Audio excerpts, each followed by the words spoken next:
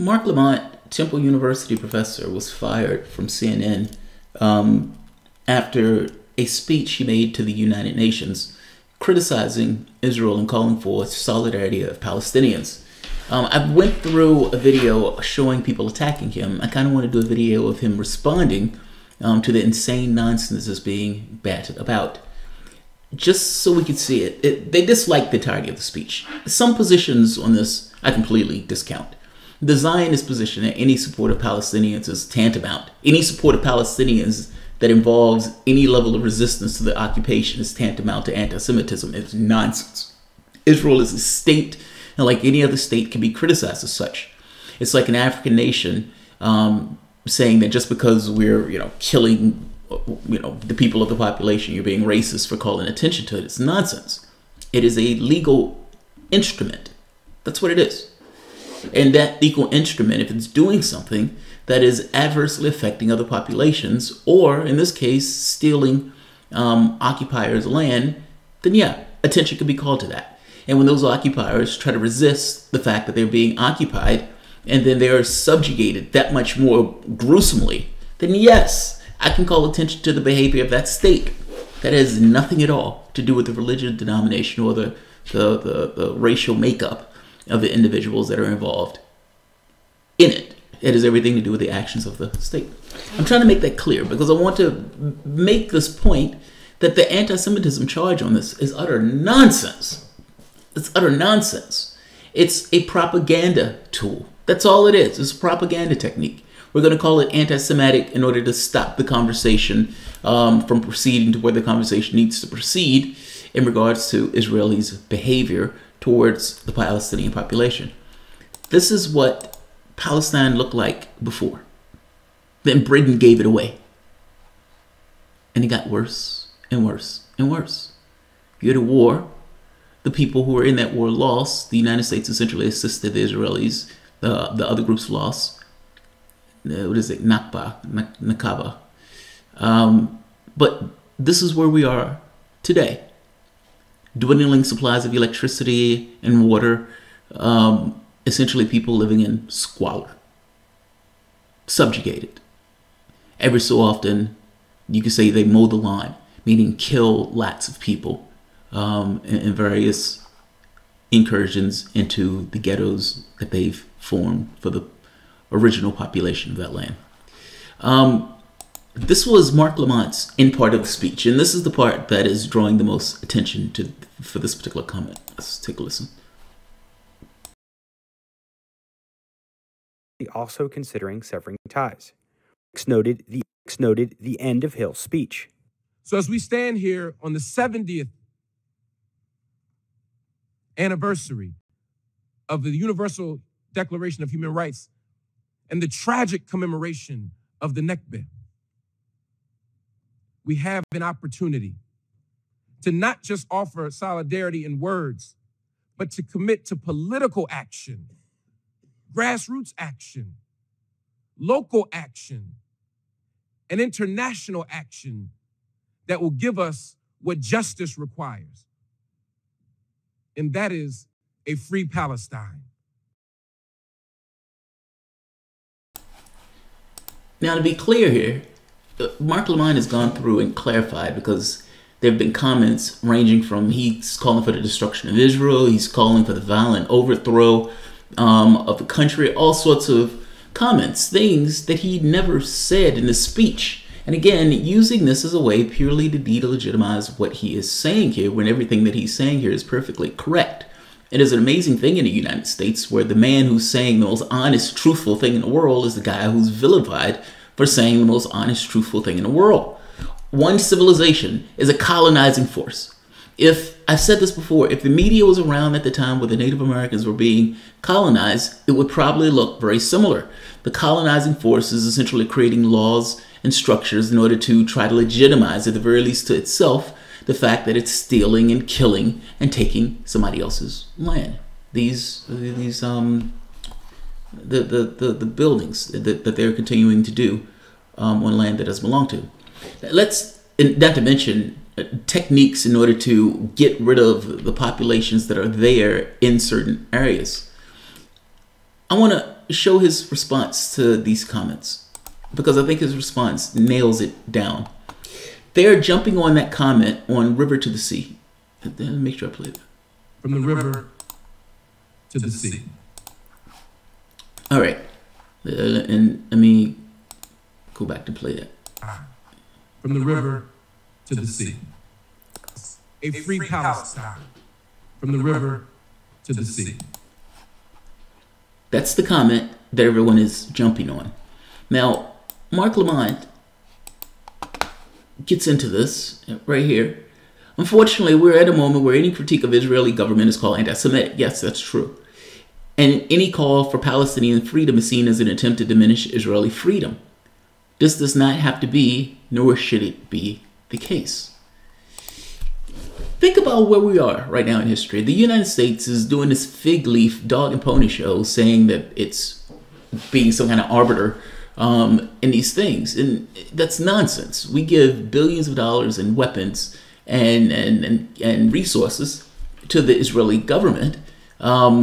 We are in the tank for everything that they want, particularly this president, but even the previous presidents. The idea that we're an honest arbiter is utter nonsense.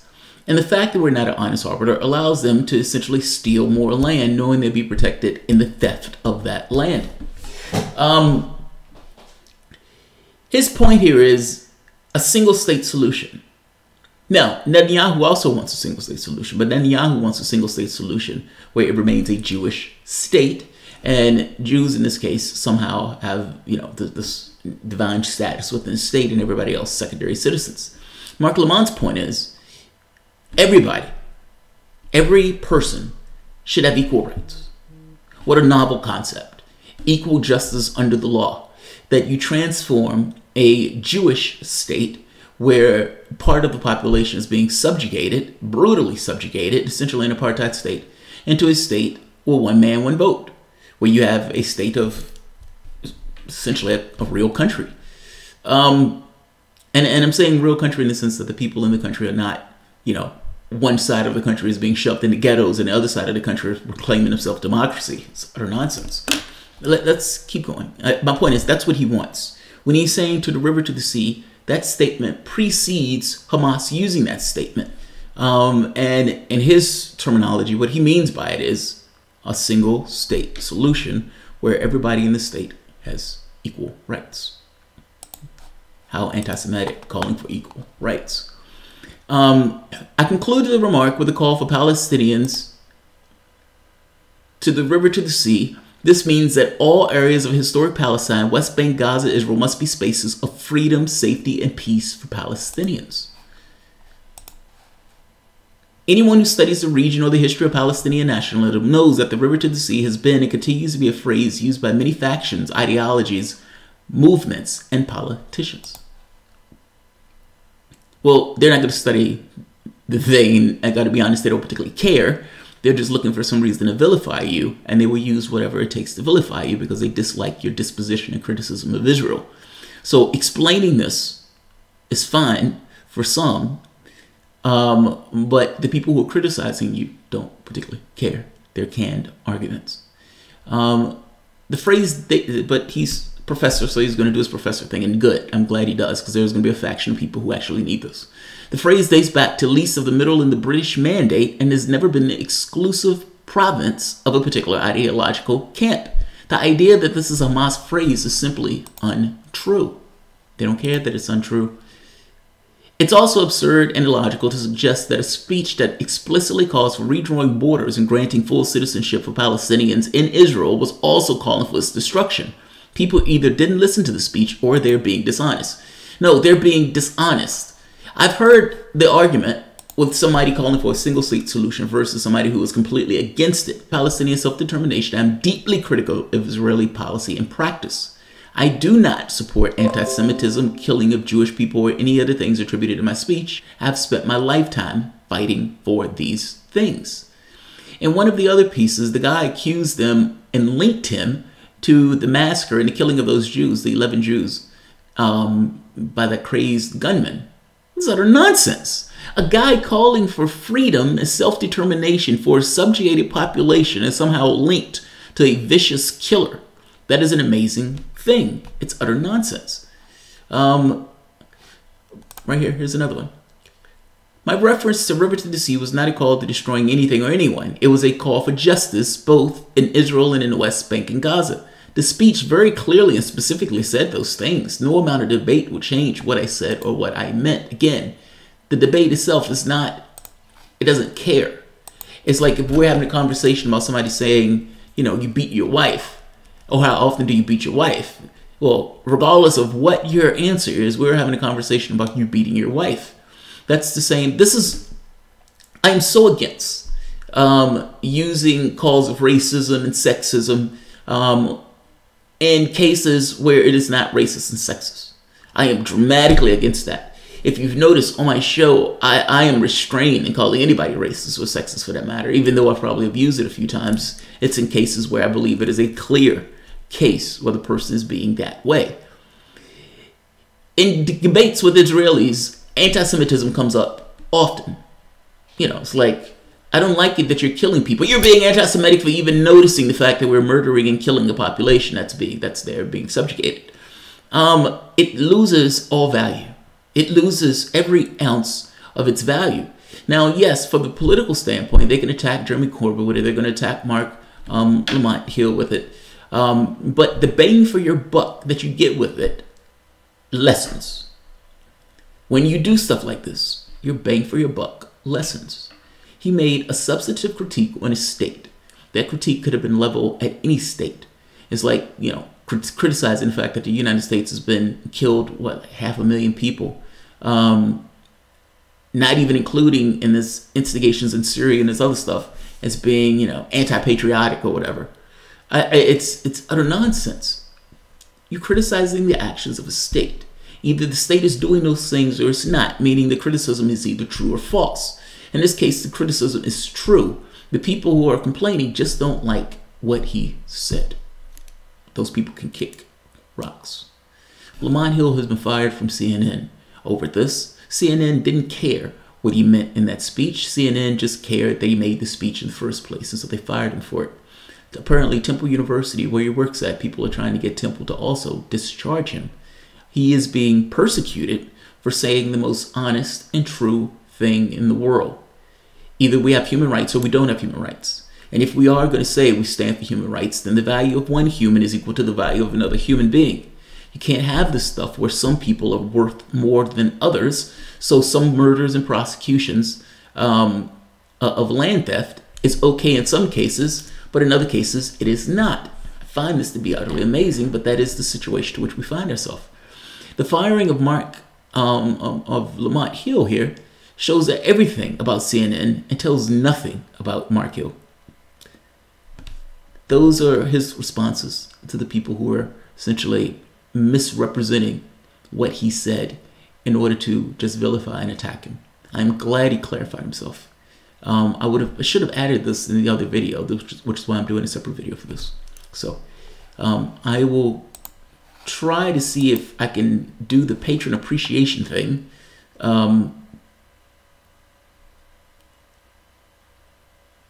Right here. Clyde Illusion. Marc Hill, an op-ed, apologizes for his use of the phrases freedom, free Palestine, from the river to the sea. I haven't read that. I haven't seen that. I've been looking at his tweets. So if you have a link, fair enough. But to be honest, he shouldn't apologize for any of this. Everything in this speech was perfectly okay. It's like you're murdering a lot of people while simultaneously complaining about people showing or attesting or naming the fact that you're murdering a lot of people. All right, I'm going to end this here because I've done one of these videos already and this one is getting a little long. So if you guys enjoy the content, please feel free to share, like, subscribe. You can always support through Patreon. Thank you, Clyde. Let's see. Mark Anthony and op-ed apologized for his use freedom to the sea. All right, let's see. And just so you guys can see what I'm looking at.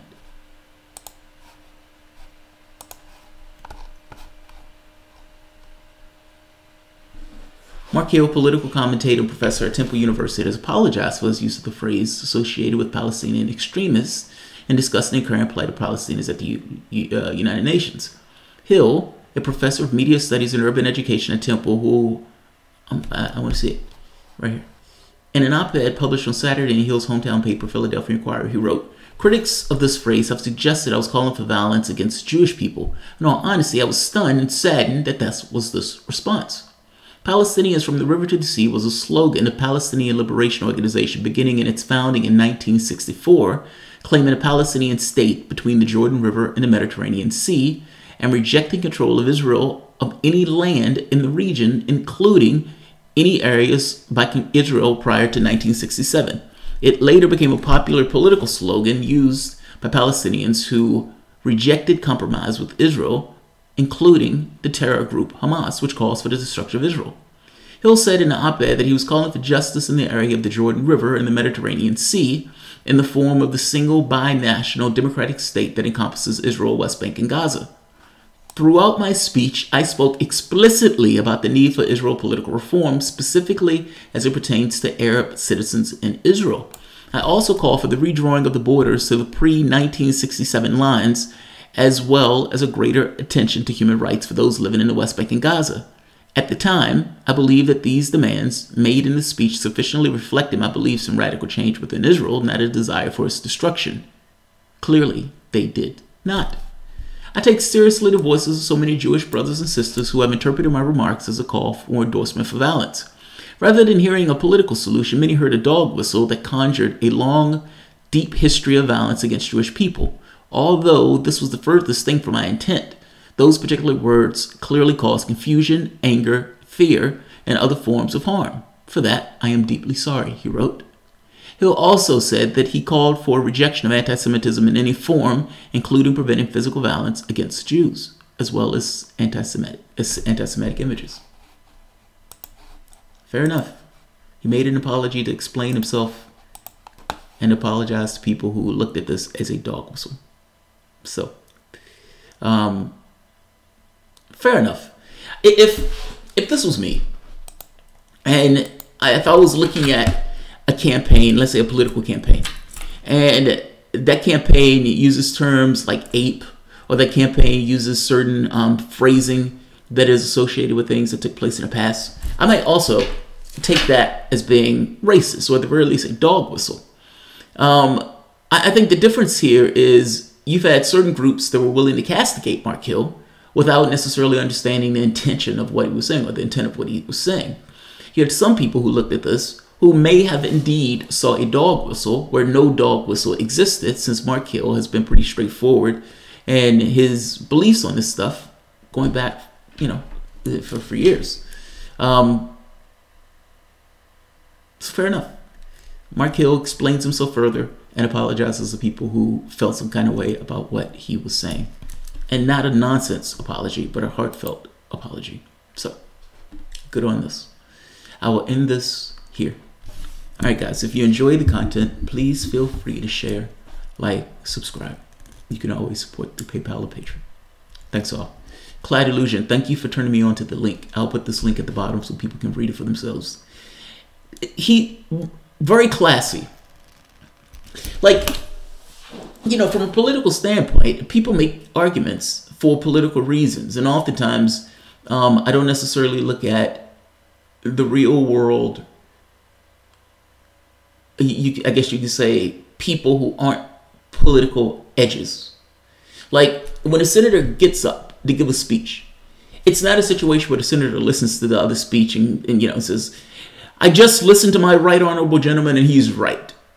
That never happens. They're canned positions. They already know what the position is that they're going to take. And anything else revolves around how do I delegitimize the position of my opponent or my opposition, as it's their political axes in this case. But not everybody functions that way.